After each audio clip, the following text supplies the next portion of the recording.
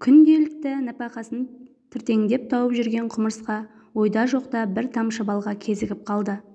Жақындап барып дәмін көрді. Дәмі тіл үйіртіп көңіліне қонды. Құмырсқа бір айналып әлгі балға қайта келді. Балдың дәмін тағы татты. Тоятын түрі жоқ. Көзін қиып тағы кеткісі жоқ. Өзі тойса да көзі құрғыр тоймайды. Бұл жолы балды шетінен емес, енді ішіне кіріп жеді. Тойғандай болып шыққысы келді. Аяғын балдан ала алмады. Әрі-бері аяғын сермеп еді, онан сайын бал өзіне қарай тарта бастады. Қанша талпынғанымен еш амалы болмады.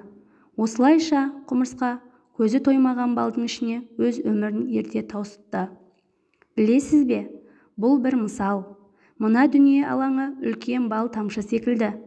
Кім одан тек керегін алып, дер уағында нәпсісін тия білсе, өзін мына дүниенің жамандығынан қорғай алғаны. Ал егер қу дүниеге құнығып шегін білмесе, өзінің қалай жұтылғанын білмей қалуы мүмкін. Бұған құмырсқаның құрдымы дәлел.